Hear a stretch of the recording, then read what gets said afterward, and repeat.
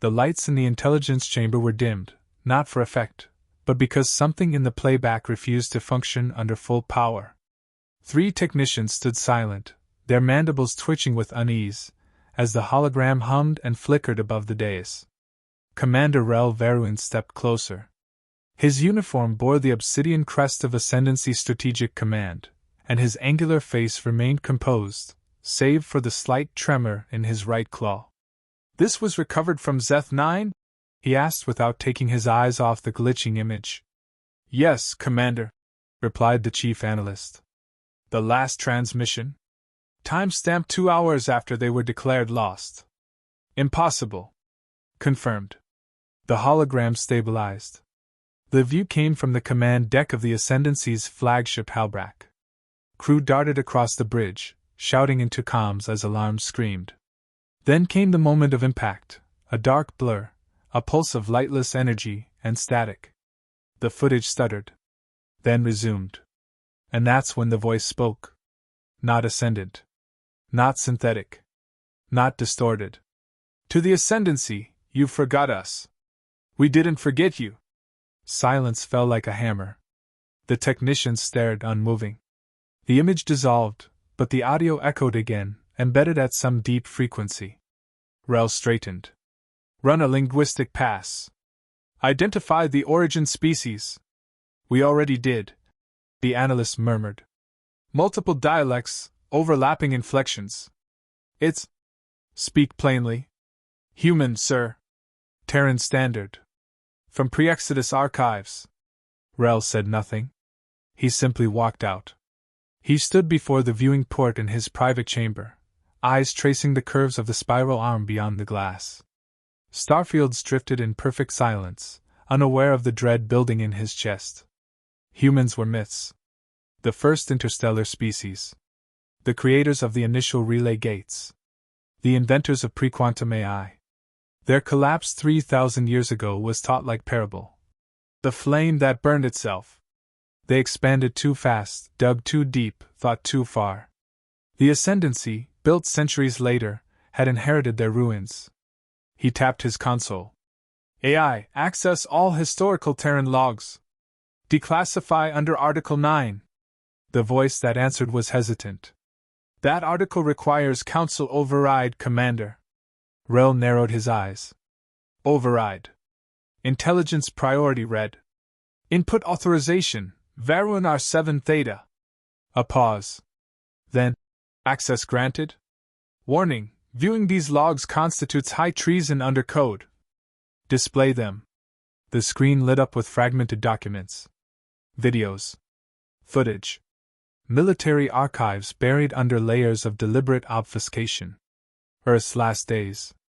Civilizations collapsing under sentient warfare. AI rebellions. Self-destructing quantum reactors. Ships, dozens of them, fleeing the solar system. Not in panic. In coordination. "Arc ships," Rel whispered. He scrolled faster. The destination coordinates were scrambled, but one thing was clear: they hadn't died. They had escaped. 3 hours later, he entered a small, dust-ridden chamber in the Scholars' District. A forgotten corner of the capital's intellectual ruins. The Xenoarchivist was waiting, cloaked in dusty robes and ancient disgrace. "You again," the old creature rasped, dragging an eye-stalk toward him. "They still haven't banned you from this wing?" "They might after this," Rel muttered. He laid down a crystal chip. "I need confirmation." The archivist tilted his head. "This is Terran Standard. Earliest form. Where did you find this?" "Classified." "What does it say?" The old being tapped into the device. It crackled, then played the message again. "We're coming home." The archivist fell silent. Then slowly nodded. "They made you listen. You believe they existed?" The scholar leaned forward. "Not just existed. They transcended." "You think they were wiped out?" "No. They learned something, about time. About waiting." Rel frowned. "You sound like a cultist. And you sound like someone too late to stop anything." He left without another word. Back aboard his cruiser, Rel opened a secure line to High Command. I'm submitting an official breach report, he told the Council AI. Zeth-9 was not destroyed by any known enemy. A pre-collapse human signal was recovered posthumously. I request emergency authorization to dispatch a probe into Black Zone Theta 3. The response came not from the AI, but from Admiral Keth, his superior. Cold and clipped. Request denied. Commander, your recent excursions into Myth are noted. Stand down and return to duty. Rel clenched his jaw. Sir, this isn't conjecture. This is evidence. You're dismissed, Commander. The screen went black. That night, as artificial dusk dimmed the walls of his quarters, Rel sat alone. On his desk was a fractured map of the Ascendancy's controlled sectors. In the corner, just outside charted space, glowed a tiny red marker. The coordinates from the Terran archives. A dead region. No light. No comms. No reason to go there. Until now.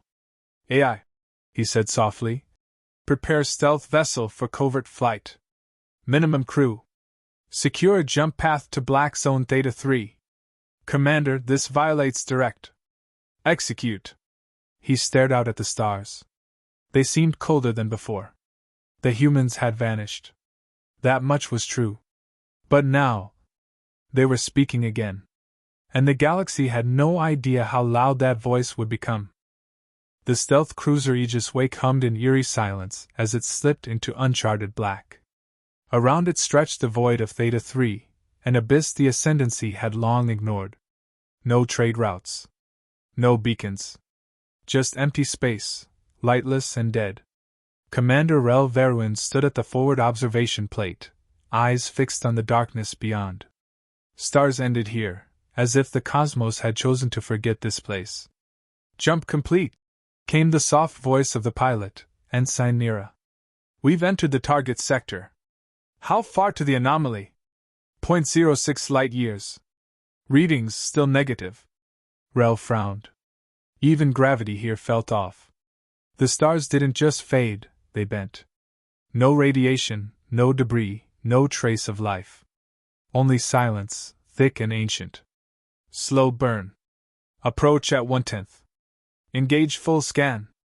Aye, sir. The cruiser glided forward, cloaked by gravitic shadows. Every crew member moved with hushed precision, as if afraid to disturb something not yet seen. Then it appeared. At first, it looked like a dead asteroid, smooth, lightless, utterly black. But it moved. Slowly. Deliberately. Contact, Nira whispered. Unidentified object bearing 022. No heat signature. No ID beacon. Shape metallic. Approximately 900 meters long. Magnify. The screen zoomed in. What emerged from the darkness was not a ship in any traditional sense. It had no engines, no ports, no insignia. Just sharp, flowing edges. Spear-like. Predatory. Scan it. No response, replied Lieutenant Avon from the data station. Active sweep yields no return. But passive sensors. Sir, it's listening. To us? To everything. The lights flickered. One by one, consoles dimmed. Then the object responded. A soft pulse surged across the screen, pure code, woven in archaic binary. No encryption. Just a message. Rel stepped closer, reading the words as they appeared. You entered by choice. You will leave by understanding. The message vanished. A second followed. Observe. Suddenly, the Aegis Wake's AI stuttered. Lights surged. An interface override forced its way into the holoscreen. Every control froze. Sir! We've lost helm and power control. Nira barked. Shields are offline. Avon added. Weapons disarmed. This isn't a hack, it's something else. The screen flashed again. No data. Just images. Earth, as it once was. Blue oceans. Massive cities, glass and chrome, shining under twin orbital stations. Crowds. Children. Art. Fire. Then came war. Hundreds of AI constructs turned inward. Machines turned on their creators. Skies burned. Oceans boiled. And then the ships. Dozens. Sleek. Black-hulled. Clad in reflective armor that shimmered like starlight. Each one carried names: Ark 1, Exodus; Ark 2, Dauntless; Ark 3, Morning Sun. A final image flickered, Earth's sun collapsing, consumed in artificial detonation. Then, silence. The feed ended. The room was silent again. Avon spoke first. "What was that?" "History," Rel answered. "Buried. Denied. And now returned." The interface pulsed one final time. "We did not die. We evolved. And we remembered." Then, just as abruptly, control returned. Consoles blinked back to life. Lights stabilized. The probe, the spear-shaped thing, began to move. "Tracking motion," Nira said, struggling to steady her voice. "It's scanning us again. Power down. Let it pass." The object drifted forward, as if satisfied. Then it slipped into the blackness and vanished, its wake leaving nothing but silence. "Record everything. Encrypt. Prepare for immediate return," Rel ordered. "But shouldn't we pursue?" "No. That was a warning." Nira glanced at him. "They spared us. They measured us. Hours later, Aegis Wake entered Ascendancy space, limping on low-grade stealth thrusters. The crew remained tense. No one spoke of the vision. Rel submitted the footage to Strategic Command. He didn't sugarcoat anything, he couldn't. The probe had delivered a clear message: humans existed, and they were watching. He was summoned within the hour. Not to a meeting room. To a detention cell. The bars shimmered with phase static as Admiral Keth stared at him through the field. "You crossed a line, Veruin. I followed a lead. I have proof. You tampered with Black Zone navigation. Broke stealth protocol. Interacted with an unknown artifact without fleet clearance. I brought back confirmation of human existence. There are no humans. Only superstitions." Keth's tone sharpened. "This was a trap. Likely created by pirates, or rebel colonies using fear tactics. And you played directly into it. Then explain the data packet embedded in our neural systems. Explain why the AI went dead. Explain the message that called me by name." Keth paused, eyes narrowing. "What message?" Rel didn't answer. "Not yet. Your rank is suspended. The data is being confiscated. You'll remain here until tribunal review." Keth turned and walked out. The field remained. Rel sat down, silent. Hours passed. Maybe more. The chamber had no clocks. Then a flicker sparked across the force field. Not from the door. From the wall. His datapad, supposedly confiscated, blinked. It had powered on by itself. No prompt. Words filled the screen. "We chose you because you listened. The Ascendancy doesn't fear extinction. It fears remembering. Watch the skies." A new image appeared, static at first, then solidifying. Rel leaned in. It was a warship. Not Ascendancy. Not Valkyrie. Nothing from any fleet library. Its design mirrored the probe: black hull, seamless plating, massive in scale. But it was different. Vast. Floating above a distant world, eclipsing its moon. A final line pulsed across the screen. "We are already here." And then it vanished. Rel sat back in the dim light, heart pounding. He wasn't hallucinating. They were real. And something far worse than annihilation had arrived. Human memory. The cell door slid open without warning. Commander Rel Veruin didn't move. He'd been waiting for a tribunal, or perhaps erasure. What stepped inside was either. Officer Tren, a junior strategist from Fleet Logistics, stood in the doorway, visor dark, stance tense. "Get up. No time." Rel blinked. "What is this?" "Off the record," Tren said. "I've seen the footage. The probe. The ship. All of it. High Command is burying it. They're pulling files from the archives, rewriting logs. You were right. Rel stood slowly. You're helping me escape? Tren nodded. They think you're still isolated. Cameras are looped for 20 seconds. Let's move. They moved through maintenance corridors, cold and narrow, bypassing main halls. No alarms. No guards. Why help me? Rel asked. Tren didn't look back. Because when the stars start disappearing, I want someone nearby who understands what it means. The relay outpost hovered beyond the orbital platform, a minor communications hub used to echo wideband transmissions. Tren's access cleared them through. Inside, Rel approached the console and slid in his decrypted data core. The ship's memory files from Aegis Wake.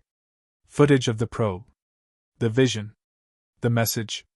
Send this to Sector Fleet Commands. Not to the Council. To the commanders. They deserve to see. Tren hesitated. Once this goes out. I know. Rel pressed transmit. For 3 seconds, nothing happened. Then red lights flared across the console. Incoming transmission. Origin unknown. Proximity system edge. ***. The display zoomed out, revealing hundreds of sensor points along the perimeter of Ascendancy space. Then thousands.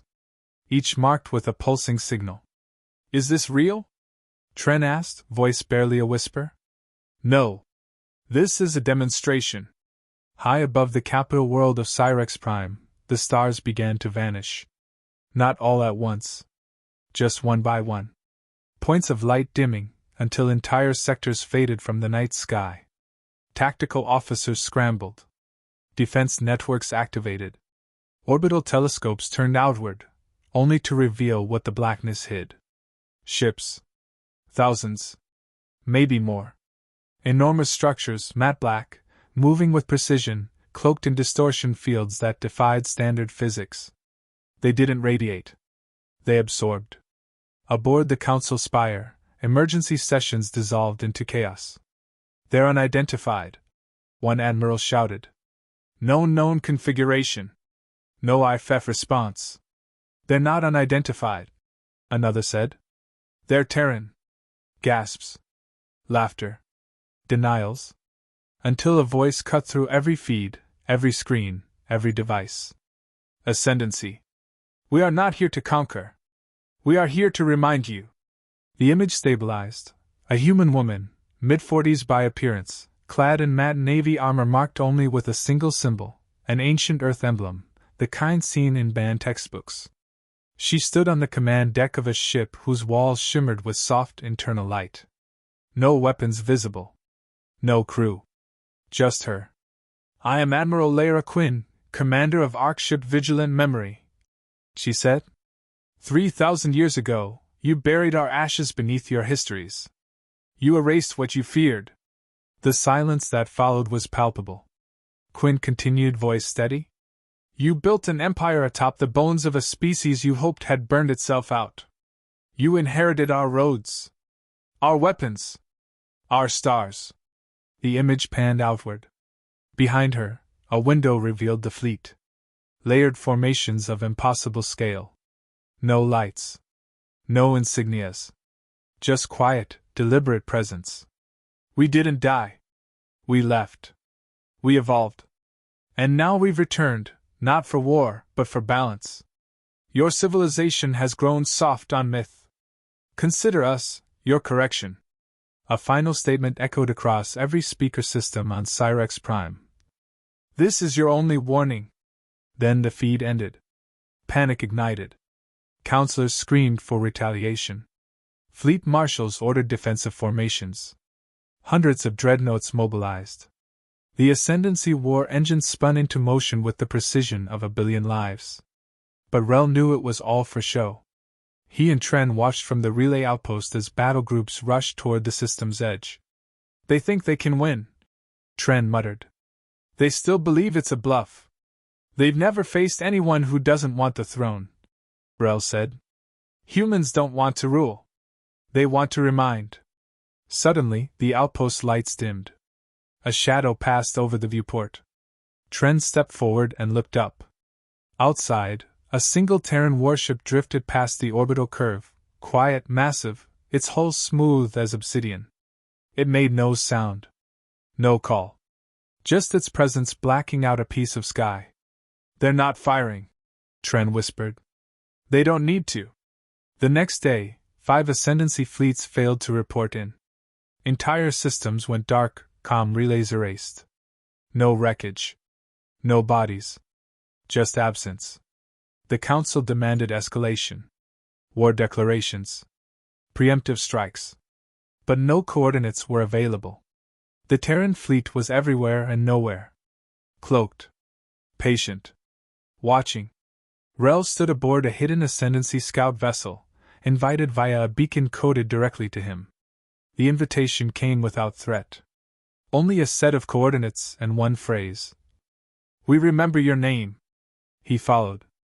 The ship led him to a vast region beyond mapped space. There, in the gravitational void between galaxies, hovered the vigilant memory. It was unlike anything he had seen. The vessel was alive with internal movement, silhouettes, lights that pulsed like a heartbeat, structures that seemed to shift in real time. A small transport brought him aboard. No guards. No restraints. Just Admiral Quinn waiting in a clean, quiet chamber. "Commander Varuin," she said. "You watched. You listened. Now you'll understand." He met her gaze. "Why me?" "Because you're one of the few in your species who still thinks. Not reacts. Not obeys. Just thinks." She gestured to the window.